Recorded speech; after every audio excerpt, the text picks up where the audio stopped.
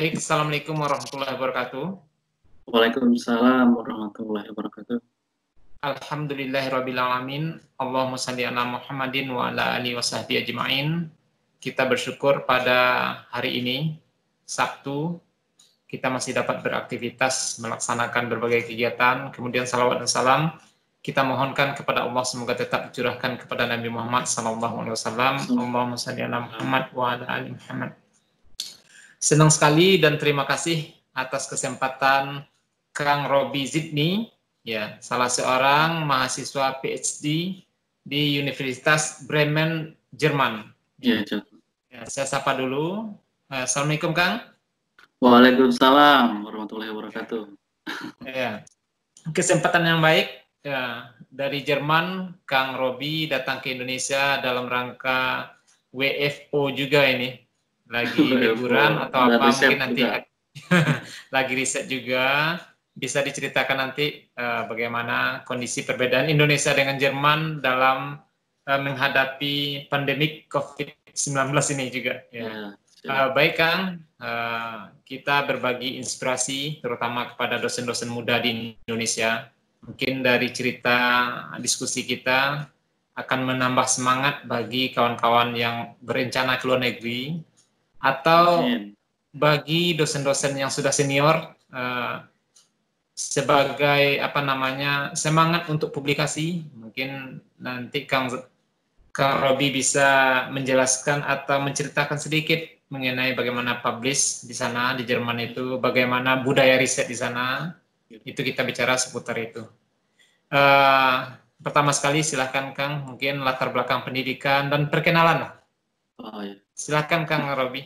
Ya. Oke, terima kasih kepada Pak Edi Syafri atas kesempatannya untuk berdiskusi bersama ya tentang pengalaman saya untuk mencari beasiswa di Jerman. Oke, untuk pertama saya perkenalan dulu mungkin Pak ya. Jadi nama saya lengkapnya Robi Zidni, itu nama yang diberikan oleh kakek saya untuk mendoakan saya gitu ya. Saya itu asalnya dari Pandeglang sebenarnya Pak, Banten, daerah Banten ya. Tinggal di kampung lah Pak ya. Namanya itu Kampung Cipecang gitu ya. Dulunya tuh. Jadi pendidikan dari SD, dari TK, SD sampai SMA itu di Pandeglang full sekolahnya Pak. Jadi saya nggak ada wawasan sama sekali ke luar daerah, itu nggak ada wawasan sama sekali gitu. Kemudian untuk ketika mau lanjut S1 itu baru itu pertama kali saya keluar kota ke Bandung. Jadi di UPI Bandung tepatnya. Dan setelah di UPI Bandung lanjut lagi di Bandung 2 tahun lagi itu lanjut S2 di ITB. Dan ya setelah itu alhamdulillah bisa pergi ke Jerman untuk lanjut S3 di sini seperti itu. Dari cerita singkat itu artinya Pak Robi prestasi akademiknya cukup bagus ini, bisa masuk ITB, bisa ke Jerman. Kira-kira memang dapat juara di saat SD SMP atau gimana? Alhamdulillah sih Pak, dari semenjak SD sampai SMA itu selalu dapat prestasi yang bagus lah Pak ya, gitu ya. Sampai SMA ya alhamdulillah, dan jadi salah satu kebanggaan orang tua juga. Seperti itu. Kemudian cerita tentang mengajarnya di Untirta itu setelah tamat S2 ya? Ya, setelah tamat S2. Jadi dulunya itu sebetulnya waktu SMA itu jadi ketika kecil itu saya cita-citanya sebetulnya bukan jadi guru atau dosen Pak. Jadi kalau dulu tuh cita-citanya tuh jadi ABRI ya, kalau dulu tuh angkatan bersenjata. Dari posturnya itu pas ya. Jadi orang tua itu memotivasinya aja jadi ABRI, karena dulu kan stigmanya itu ketika jadi ABRI itu bakal jadi presiden gitu Pak. Jadi itu ya, kalau zaman dulu, kalau zaman sekarang kan bisa itu. Nah, seiring dengan berjalannya waktu gitu, sampailah di SMA. Justru di SMA itu saya sempat hilang arah gitu, karena tidak tahu informasi ya. Sekolahnya di sekolah juga kurang menyediakan informasi tentang bimbingan karir atau sekolah-sekolah top di Indonesia atau di luar negeri, itu nggak ada bayangan sama sekali. Jadi waktu SMA itu saya seperti ngikuti arus aja gitu. Dan akhirnya orang tua bilang sudah jadi guru saja katanya. Guru itu kan profesi mulia. Saya ikuti orang tua sebetulnya waktu itu. Oke, waktu itu diputuskan masuk ke UPI melalui jalur PMDK. Alhamdulillah diterima ya tanpa tes gitu ya. Ya, karena di rapatnya sudah lumayan bagus gitu, Pak. Nah, sehingga cerita setelah lulus S2, setelah lulus S1 di UPI itu saya entah kenapa pengen langsung lanjut S2 karena ketika di UPI itu wawasan terbuka, Pak. Jadi karena tinggal di kota gitu ya, pergaulan gitu ya, Di wawasan Bandung, bahwa ya ini tuh ada universitas top seperti ini ceritanya nanti jenjang karirnya seperti ini. Akhirnya termotivasi dari situ dan saya bilang ke orang tua saya pengen langsung lanjut S2 saya bilang. Waktu Iya. itu orang tua tidak langsung mengiyakan sih karena kan faktor biaya juga ya untuk S2. Akhirnya orang tua bersedia membiayai biaya SPP tapi biaya Iya. hidup saya sendiri ya. Cari Harus sendiri gitu. Luar biasa. Iya, jadi Nah, waktu S2 itu saya tuh pagi sampai siang itu kuliah, siang sampai malam itu kerja. Jadi sambil ngajar gitu di bimbel gitu. Alhamdulillah sih bisa mencukupi kebutuhan. ngajar di apa bimbingan les apa? Iya, bimbingan belajar. Di Bandung kan banyak tuh Pak bimbingan belajar sana ya. Jadi dan penghasilan juga lumayan lah untuk cukup gitu, dari Biaya situ. sendiri ya. Iya, biaya sendiri Pak. Hmm. Terus mungkin ada personal yang memberikan motivasi yang terbesar ini masalah pendidikan lanjut ini, mungkin dosennya atau ada orang yang menjadi panutan lah bagi Kang Robi. Kira-kira siapa Ya. ya? Kalau yang memberi motivasi terbesar yang pertama itu tentunya orang tua dari ayah saya Pak ya. Karena ayah saya itu konsepnya sangat besar terhadap pendidikan gitu ya. Jadi pernah waktu kecil juga kalau saya minta beliin mainan itu agak susah, tapi kalau misalnya minta untuk beliin untuk Bu, pendidikan kayak komputer, buku itu cepat. Bahkan mengusahakan untuk beli komputer waktu itu saya ingat komputer pertama saya itu ke SMP kelas 2 itu Pak.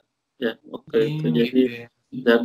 dan dulu juga saya bisa bahasa Inggris itu mungkin awalnya itu karena dipaksa belajar bahasa Inggris oleh bapak saya gitu. Untuk SMP kelas 1 atau kelas 2 gitu ya. Saya Ya. dipaksa ke lembaga kursus gitu ya. Awalnya saya nggak mau karena malu atau takut nggak bisa atau apa. Dipaksa daftar di situ, jadi nggak dikasih tahu didaftarin itu. Akhirnya kan mau nggak mau harus ikut, Iya, mau iya, nggak mau iya. harus ikut gitu ya. Jadi ikut, setelah ikut ya enjoy gitu dan akhirnya bisa gitu, alhamdulillah. Seperti dari motivasi terbesar itu dari orang Dari tua Bapak untuk ya. ya dari bapak, dari ayah. Nah, ayah Kemudian ini juga guru atau apa? kalau ayah Aktivis. saya itu dia pegawai pemerintahan Pak di pemerintahan daerah ya di Pemda itu. Kalau ibu sendiri itu guru SD, guru sekolah dasar ya. Eh, saudara yang lain ada juga yang jadi guru? Eh saudara dari ibu tuh hampir berapa persen guru ya? Guru. Hampir lebih dari 50% guru kayaknya dari saudara dari ibu tuh 50% guru. Berarti sudah Iya, memang selayaknya ini jadi guru Kang Robinya ini. iya Pak, alhamdulillah. Profesi yang mulia sebetulnya Pak Yap, guru. ya. Iya, Baik, mungkin ceritakan sedikit tentang bagaimana proses cari beasiswa ke Jerman ini. Karena ya butuh seperti TOEFL atau iya. apa. Bagaimana persiapannya ini, Kang? Kalau saya itu persiapannya justru ketika saya S2. Jadi ketika saya S2 itu jadi nagih gitu. Kayaknya ada saya harus lebih dari ini ketika S2 gitu. Jadi saya ketika S2 itu bercita-cita ketika saya sudah dapat kerjaan itu sebagai dosen itu saya bercita-cita ingin sekolah ke luar negeri. Bahkan itu dituliskan di catatan saya gitu ya. Target 5 tahun Dituliskan ya. ke depan. Iya. Jadi Iya. Ada planning ya. dan ada apa ini?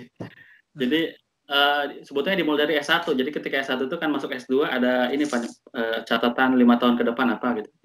Setelah dapat S2 ngajar di dosen di Untirta meskipun pada saat itu belum ada jurusan pendidikan kimia Pak waktu itu. Waktu ketika saya S2 itu. Jadi ketika saya lulus dibuka ternyata dan ada jalan di situ gitu kan. Artinya kalau mimpi kita ya atau impian kita dicatatkan dan didoakan itu insya Allah sih bisa bisa kita usahakan dan bisa terkabul gitu. Salah satunya juga untuk mendapatkan beasiswa itu saya rencanakan ketika saya lulus S2, saya niatkan bagaimanapun caranya saya ingin berusaha untuk S3-nya di luar negeri. Saya usahakan, saya niatkan seperti itu. Tapi usaha atau niat itu dibarengi dengan niat itu dibarengi dengan usaha juga gitu ya. Salah satunya meningkatkan kemampuan kita gitu, cari informasi dan sebagainya. Yang pertama kali memberikan informasi tentang cara-cara mendapatkan beasiswa di luar negeri itu justru ketika saya S2. Waktu itu ada salah satu dosen di ITB itu bilang salah satu gerbang katanya untuk mendapatkan beasiswa itu adalah dengan mendapatkan LOA gitu ya, letter of acceptance itu. Saya penasaran apa itu LOA, jadi saya cari informasi dan sebagainya. Dan dikasih tahu lah kita harus menghubungi salah satu profesor yang akan menjadi calon supervisor kita seperti itu. Jadi saya cari-cari informasi bagaimana cara meng-email yang baik dan benar gitu kan ya. Karena ketika email formal dan informal itu beda apa ya.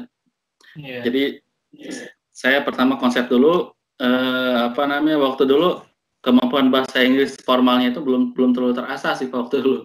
Jadi saya cari sempat cari format template email yang akademis gitu ya. Terus saya edit gitu ya. Dan ternyata dibalas gitu oleh beberapa profesor, khususnya justru yang lebih welcome itu yang profesor-profesor di Eropa gitu. Mereka cepet balasnya biasanya. Kalau di Asia itu nggak tahu kenapa kayak Jepang kayak gitu agak lama. Korea gitu. Tapi kalau Eropa itu cepat. Berapa email ini dilayangkan ke profesor? Berapa email ke berapa negara ini? Nah, ini triknya nih, Pak. Jadi triknya itu kita jangan hanya mengirim satu email. Jadi kita siapkan, kita cari calon profesor itu 10 atau lebih. Jadi saya cari dulu nih, calon profesor yang satu bidang dengan kita, kemudian dia publikasinya bagus ya, kemudian H-index-nya tinggi di beberapa negara gitu. Saya searching, kemudian saya cari emailnya. Nah, kemudian saya buatkan masing-masing email untuk tiap profesor. Jadi disesuaikan dengan topik nanti dan disesuaikan dengan namanya gitu. Jangan sampai kita mengirim email yang sama ke semua profesor gitu. Jadi disesuaikan dengan spesifik dengan kajian topiknya. Itu mereka lebih mengapresiasi kita gitu. Kalau misalkan kita mencantumkan bidang penelitian mereka di situ apa gitu di email kita seperti itu. Jadi singkat cerita saya kirim ke lebih dari 10 mungkin ya, yang dibalas itu paling 7 atau sekitar berapa gitu. Nah, dari situ saya ada beberapa profesor yang meminta proposal, jadi kita juga harus menyiapkan proposal penelitian. Mereka sih mintanya proposal tidak banyak sih Pak ya, jadi hanya untuk gambaran awal aja, bisa 2 sampai 3 lembar saja cukup. 2 sampai 3 halaman gitu ya. Cukup sebagai gambaran. Nah, ketika gitu dikirim proposal dengan CV kita, jadi pakai CV juga kita.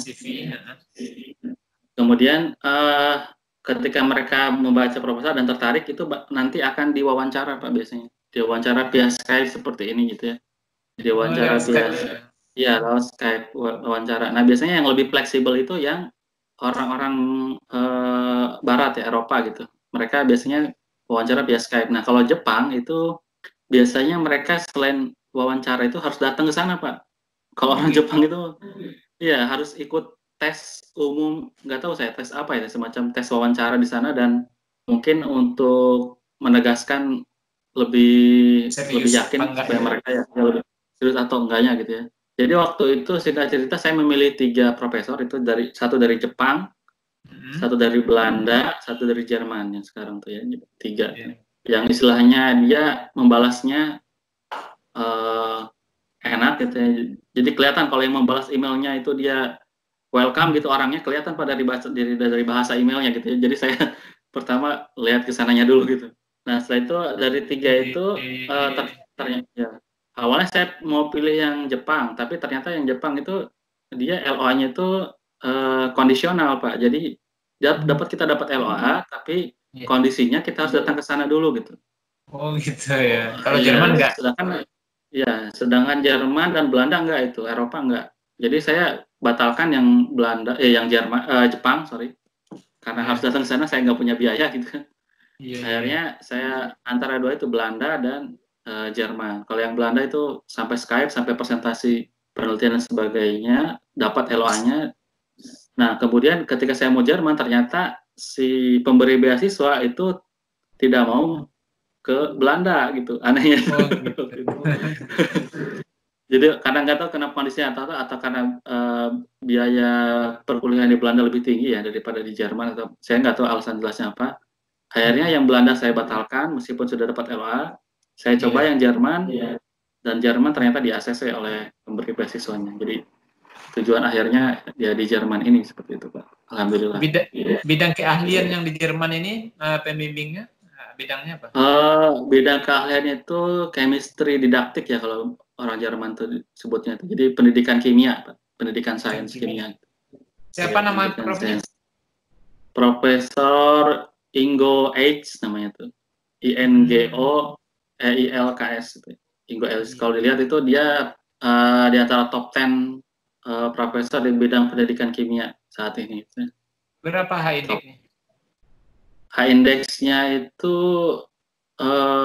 saya lupa ya, di atas 36 ke atas, 36 ke atas ya, 40 atau berapa itu, kayak sekitar segitu. Kalau 36 itu di Universitas Indonesia itu udah luar biasa itu. Di Indonesia ya. Kalau untuk bidang pendidikan sains itu luar biasa Pak, karena beda dengan yang murni ya. Kalau yang murni itu mungkin angka citasinya sangat tinggi. Kalau untuk pendidikan sains di angka 36 itu udah luar biasa gitu, untuk bidang pendidikan sains seperti pendidikan. Karena ya, kita lihat jurnal-jurnal pendidikan itu memang agak jarang dibandingkan jurnal sains gitu ya. Ya betul, pendidikan kimia. Ya, citasinya juga sedikit itu biasanya. Ya, biasanya komunitasnya kan terbatas ya. Terbatas sih. Iya. Oke, tapi mungkin silakan ya, untuk beasiswa juga itu saya sempat gagal juga Pak. Awalnya saya nyoba DAD itu, beasiswa untuk ke Jerman itu. Iya, DAD ya. Ya, DAD. Waktu itu udah sampai tahap wawancara di Jakarta. Saya udah prepare maksimal, bahkan saya mempersiapkan presentasi lewat karton gitu ya, supaya beda daripada yang lain. Tapi tetap aja karena mungkin belum rezekinya, jadi waktu itu gagal, dan percobaan kedua lewat ISDB itu berhasil. Jadi jangan menyerah lah kalau misalkan harus dicoba gitu gagal, ya coba terus ya. Kalau kita udah niat pasti insya Allah ada jalan sih kalau beasiswa. Di mana ada kemauan di situ ada jalan ya. Ya. Kemudian cerita sedikit Kang Robi tentang risetnya. Apakah risetnya itu dilakukan di Indonesia atau di Jerman? Bagaimana mengkolaborasikan ini masalah tempat atau masalah objek risetnya ini? Ya, jadi kalau di Jerman itu kalau saya di University of Bremen Pak ya, karena dia itu sistemnya itu kumulatif paper, jadi disertasinya itu gabungan dari beberapa paper, dan jumlah papernya itu sebetulnya tergantung dari si supervisornya atau ya profesornya. Kalau profesornya yang udah indexnya tinggi itu targetnya tinggi biasanya. Kalau profesor saya itu mintanya 4 kan, 4 paper gitu ya disatuin. Kalau universitas sih syaratnya cuma 1 doang, syarat Universitas Bremen itu profesor minta 4. Oke. Ya, saya ikuti ya seperti itu ya. Jadi untuk mengenai topik riset saya itu sebetulnya riset saya itu ke arah pendidikan kimia, jadi mengembangkan kurikulum pendidikan kimia yang menerapkan ISD, Pak. ISD itu singkatan dari Education for Sustainable Development. Jadi pendidikan untuk pembangunan berkelanjutan. Nah, itu salah satu program dari UNESCO juga ya, dari SDGs Pak ya. Sustainable Development Goal itu ada banyak. Salah satunya di bidang pendidikan. Nah, bagaimana mengintegrasikan ISD ini ke dalam pendidikan kimia supaya kita tuh belajar kimia tuh bukan hanya belajar konten saja, bukan hanya belajar teori-teori saja, tapi bagaimana nanti siswa itu diajarkan bahwa kimia itu bisa dihubungkan dengan aspek-aspek sosial di masyarakat, aspek-aspek lingkungan, dan aspek-aspek ekonomi. Jadi 3 poin utamanya dalam ISD itu sosial, kemudian ekonomi, dan lingkungan. Jadi menghubungkan sains kimia dengan sosial, ekonomi, dan lingkungan. Jadi lebih ke arah pemecahan masalah di kehidupan sehari-hari sih Pak, menghubungkan fenomena kimia dengan pemecahan masalah di kehidupan sehari-hari. Misalkan dalam penelitian saya itu membahas masalah tentang isu kontroversi pestisida sintetis gitu Pak ya. Seperti apa? Itu dibahas di pembelajaran, dihubungkan dengan konten kimianya seperti apa. Kemudian nah, saya juga tidak mentah-mentah mengadaptasi ESD dari Jerman gitu. Tapi apa keunikan atau inovasinya? Inovasinya itu saya menggunakan pendekatan atau menggunakan pengetahuan dari lokal, apa namanya, pengetahuan tradisional atau pengetahuan indigenous namanya itu. Jadi sebetulnya ya pengetahuan tradisional. Jadi sebetulnya Indonesia itu kaya akan pengetahuan-pengetahuan tradisional yang terlupakan gitu Pak. Jadi contoh yang ada hubungan dengan kimia ya? Ada hubungan dengan kimia. Dan sebetulnya pengetahuan-pengetahuan itu tuh mendukung ke arah yang namanya itu green chemistry Pak ya, atau kimia yang lebih ramah lingkungan gitu ya. Contohnya, misalkan zaman dulu tuh sebetulnya kita sudah sebelum ada pupuk pestisida sintetis Pak ya, yang berbahaya itu. Zaman dulu tuh orang-orang kita tuh pakai pakai pestisida yang alami Pak. Iya, organik yang alami, dari ekstrak tanaman dan sebagainya. Biasanya yang masih melestarikan itu adalah masyarakat adat. Contohnya kalau di Banten itu masyarakat Baduy ya, itu mereka masih pakai itu Pak. Dan ternyata sampai sekarang mereka masih bertahan hidup, berasnya masih bagus, berasnya masih baik, masih artinya konsep yang digunakan zaman dulu itu ternyata masih bertahan sampai sekarang. Gitu. Kalau memang kita mau bersahabat dengan alam gitu ya, salah satunya dengan menggunakan bahan-bahan yang eco-friendly gitu, yang ramah lingkungan gitu. Nah itu sangat menarik itu Kang Robi. Dari novelty misalkan ada penelitian kimia penggunaan pestisida alami tadi seperti yang dilakukan di masyarakat adat itu saya pikir untuk tembus di jurnal-jurnal Q1 itu sangat mungkin itu kalau mau diteliti tentang aspek kimianya gitu ya, lingkungan atau apa. Justru itu Pak yang jadi poin menarik itu, profesor saya itu tertariknya ke arah sana dia. Justru orang Barat itu sekarang tuh ya, khususnya orang-orang Eropa itu mereka concern ke arah sustainability-nya gitu. Jadi kalau misalnya kita mau mendesain produk kimia atau apapun itu, mereka itu harus memperhatikan nantinya ke aspek lingkungannya harus seperti apa gitu. Jadi ke arah sana gitu mereka. Jadi nggak serta-merta hanya bikin suatu senyawa kimia atau apa gitu ya, tanpa memperhatikan efek jangka panjangnya gitu Pak di masa depan seperti itu. Dan alhamdulillah sih kemarin itu sempat kaget juga. Jadi waktu itu profesor minta saya nulis tentang literatur review ya. Mungkin dia ekspektasinya hanya sedikit, berapa lembar. Tapi waktu itu saya berusaha nulis lengkap gitu ya. Sampai waktu itu lebih dari 30 lembar gitu ya. Dan ketika dia baca, dia langsung amazed gitulah gitu ya. Wah, wah ini bagus banget tulisannya ini layak dipublish untuk di jurnal yang bagus lah kata dia bilang gitu. Kamu mau nggak? Ya saya bilang ya saya mau aja gitu. Akhirnya waktu itu, tapi dia bilang gini, tapi kita kolaborasi sama koleganya yang dari Swedia ya kalau nggak salah itu, University, saya lupa nama universitasnya itu, namanya itu Jasper namanya itu, nama koleganya itu. Jadi kita nulis bertiga dan alhamdulillah itu sudah tembus di jurnal Q1 ya, Science and Education itu, jurnal di bidang pendidikan sains yang top 10 lah gitu ya Pak. Itu yang Q1 itu alhamdulillah sudah publish ya gitu. Dari hasil itu ya alhamdulillah sih Pak. Nah sekarang H-indexnya Kang Robi berapa sekarang? Atau berapa dokumen Scopusnya? Kalau saya itu justru baru memulai itu Pak, mungkin tergolong startnya juga masih awal-awal Pak ya. Jadi semenjak S3 inilah saya baru concern untuk menulis jurnal ya. Untuk menulis jurnal di Trinex Scopus. Kalau dulu masih jurnal-jurnal nasional, ya lokal. Kalau sekarang baru yang Trinex Scopus itu 2, terus yang Trinex WOS itu 1. Web of Science ya. Web of Science 1. Dan 1 book chapter internasional ada 1. Jadi itu udah ada modal ini. Seperti ya, pengalaman dengan kolega kita di UPI itu. Waktu S3 masih seperti Kang Robi ini, 2, 3. Tetapi setelah itu ilmu yang didapatkan di luar negeri sana diaplikasikan dengan mahasiswanya, di-manage dengan baik. Ya, luar biasa, sudah lebih dari 100 dokumen Scopus hari ini. Ya, Pak Dokter Sam. Ya, alhamdulillah nggak Iya, tercapai lah seperti. Di iya, sana juga sebetulnya kita tidak menutup kemungkinan kita untuk berkolaborasi dengan kolega kita juga, misalkan ada teman PhD dia iya, topiknya hampir mirip gitu ya. Saya juga ada penelitian kolaborasi. Jadi waktu itu saya merancang percobaan kimia yang menerapkan aspek-aspek green chemistry gitu. Jadi misalkan kalau dulu awalnya itu kita mengekstraksi senyawa kimia alami itu biasanya pakai metode konvensional ya seperti destilasi uap atau iya. stocklet dan sebagainya. Nah, yang lebih modern itu sekarang pakai microwave, Pak. Jadi kita Microwave ya. mengekstrak ya senyawa itu pakai microwave. Nah, tapi kendalanya itu kan alatnya mahal gitu ya. Nah, jadi pakai alat microwave Iya, khusus lab itu yang mahal. Nah, saya itu modifikasi percobaannya bisa pakai microwave rumahan, Pak. iya. Rumahan Ya, gitu ya.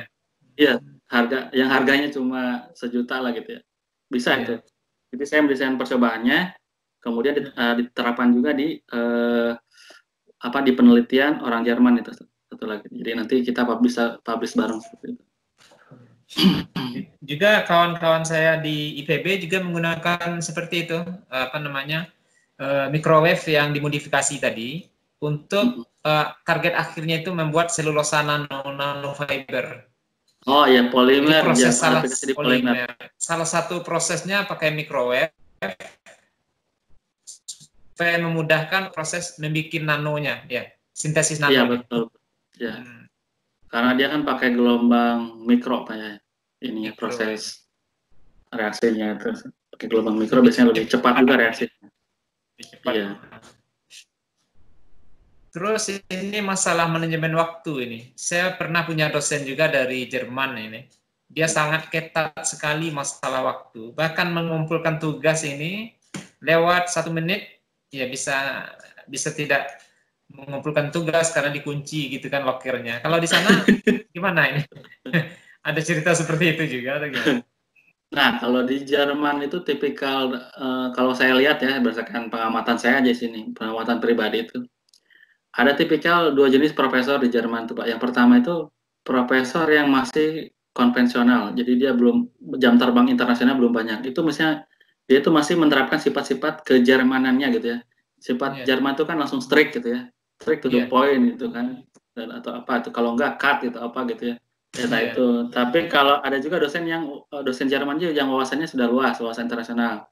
Nah, alhamdulillah kalau kalau yang saya dapat ini supervisornya dia wawasannya sudah luas dan dia itu sangat fleksibel sekali bahkan fleksibel ya. ya kalau saya lihat itu dia melihat mahasiswa PhD-nya itu bukan sebagai mahasiswa Pak di sana itu sebagai Kolega, kolega gitu ya sebagai kolega. kolega yang saya rasakan tuh jadi dia membebaskan ke kita silahkan kalian kerja kayak gimana atau gimana yang penting itu targetnya tercapai jadi dia Tercapai. tuh nggak memantau ya mau ngumpulin kapan atau gimana dia tuh nggak peduli Pak. Hmm. Jadi misalkan apa atau apa itu tergantung kitanya, balik lagi kitanya, makanya dituntut kedewasaan kita gitu ya. Kita mau cepat bisa asalkan kita apa namanya konsisten kerja, atau kita mau nyantai-nyantai aja bisa juga. Dia nggak akan peduli, dia nggak akan nagih atau apa gitu. Tapi kalau ada yang berhubungan dengan yang urgent, misalkan kita sudah submit paper, kemudian eh, ada balasan reviewnya, hasil reviewnya. Nah itu kan kita harus cepat Pak ya. Nah, itu Iya. maka dari itu kalau yang urgent-urgent dia biasanya suruh cepat gitu. Tapi kalau untuk yang lainnya itu dia lebih fleksibel dan apa ya lebih kepada memperlakukan kayak rekan sesama dosen aja gitu Pak. Ke Iya, mahasiswa iya. PhD itu alhamdulillah sih. Iya. Untuk Kemudian membagi waktu bagi waktunya gimana? Ya, untuk di membagi Jerman. waktunya sih kalau saya nggak tahu tiap orang pasti beda-beda Pak ya sistemnya. Nah, kalau saya itu dulu prinsipnya saya itu di tahun pertama itu harus kejar dulu. Kejarnya apa? Jadi waktu itu saya pengen kejar proposal, itu udah rampung, metode udah jelas dan sebagainya. Maka dari itu waktu S1 itu saya tuangkan semuanya itu dari mulai dasar teori, kemudian metode dan sebagainya itu dalam paper, Pak, yang dalam bentuk literatur review. Jadi dalam Iya, bentuk literatur review artinya ketika sudah jadi paper literatur review itu pasti di review orang lain, Pak ya. Dan ketika iya, dipublish artinya sudah divalidasi kan gitu ya. Jadi iya, ketika tahun pertama itu saya usahakan itu sudah fix dulu gitu. Jadi kesananya itu alhamdulillah sih lancar Pak. Kalau kita udah jelas metode dan sebagainya di semester pertama itu enak kesananya. Jadi lebih lebih bisa memanage waktu. Kemudian untuk belajar sendiri, kalau saya sih sistemnya apa ya? Saya itu kalau waktu kerja kerja, kalau waktu liburan liburan Pak kalau saya. Jadi misalkan Senin sampai Jumat di kampus fokus aja gitu Fokus. kerjain tugas. Ya, Sabtu Minggu itu saya biasanya nggak buka-buka laptop sama sekali Pak untuk ngecek apa-apa kecuali kalau yang urgent gitu ya. Jadi dipakai liburan aja udah gitu. Gitu. Jadi buat refreshing gitu Pak ya. Jadi harus balance sih antara apa namanya kuliah, kemudian apa namanya hiburan, kemudian di sana juga kan ada komunitas komunitas masyarakat Indonesia yang tinggal di sana. Jadi PII, ada pelajar Indonesia. iya dan ada juga Pak keluarga Indonesia yang kerja di sana ya. Jadi yang dulunya anak buah Habibie itu dia sekarang kerja di Airbus. Jadi kita tuh punya komunitas pengajian gitu Pak. Jadi tiap minggu itu pasti selalu ikut pengajian. Jadi ilmu agama, hiburan Juga dan ya. kuliahnya juga diisi dengan baik supaya balance gitu satu sama lain. Seperti itu. Ya, mungkin ini yang terakhir ini Kang Robi. Ya, silahkan Ya. sedikit motivasi buat kawan-kawan dosen muda Indonesia ini, masalah persiapan atau apa. Ya, himbauan atau apalah. Ya. Ya, silakan. Oke, jadi kalau sesuai dengan pengalaman saya itu ya, jadi tidak tidak tidak ada salahnya kalau kita Mencoba. punya mimpi untuk kuliah di luar negeri. Jadi catat mimpi itu, kemudian niatkan dalam hati dan doa gitu ya. Minta doa Ya, juga ke orang tua. Yang kedua itu jangan lupa diiringi oleh usaha yang maksimal. usaha yang Jadi maksimal. ya kita itu berproses gitu. Jadi awalnya juga saya tidak secanggih yang sekarang tulisan bahasa Inggris atau gimana. Tapi seiring berjalan waktu kita juga harus meningkatkan kompetensi diri kita Pak dengan mengikuti pelatihan, kursus, mencari informasi dan sebagainya. Dan waktu itu juga saya sempat ikut ini Pak namanya itu sebelum berangkat ke Jerman itu ikut talent scouting dikti itu ya selama 3 bulan. Jadi Ya, pelatihan bahasa Inggris intensif dan sebagainya itu alhamdulillah free saya dapat. Jadi ya. sebetulnya banyak cara untuk mencari ilmu untuk mendapatkan beasiswa itu dengan cara-cara yang apa namanya yang free gitu yang tidak berbahaya. Tergantung kita bagaimana cara mencari informasinya. Jadi jangan takut untuk bermimpi ke luar negeri karena banyak kesempatan yang terbuka, banyak kesempatan yang disediakan oleh negara khususnya oleh pemerintah melalui beasiswa dan sebagainya. Tinggal bagaimana caranya kita niatkan untuk serius Pak mengikuti proses dan akhirnya nanti akan ada jalan untuk mendapatkan beasiswa ke luar negeri seperti itu. Ya. Ya, terima kasih banyak ini inspirasi dari Kang Robi. Ya, ini membuat ya dosen-dosen muda bersemangat ini. Kalau saya udah lewat umur ini tidak semangat lagi ke luar negeri. Jangan Kemungkinan salah Pak, ada juga yang mas lanjut liburan Pak Edi Sapri di sana, teman saya ada. Dia ya, bawa keluarganya semua ke sana. Jadi bukan hanya dosen mudah-mudahan. muda aja Pak. Ya banyak Ya. juga yang senior. Senior ya. Ya, kita cukupkan Bapak dan Ibu di seluruh Indonesia. Demikian inspirasi pagi kita bersama Kang Robi Zidni dari Jerman. Ya, terima kasih sekali lagi Kang atas pengalaman dan sedikit informasi kepada kawan-kawan ini. Kita Ya, cukupkan ya. ya terima kasih banyak Pak Edi Sapri atas kesempatannya. Ya, Assalamualaikum warahmatullahi wabarakatuh. Waalaikumsalam warahmatullahi wabarakatuh.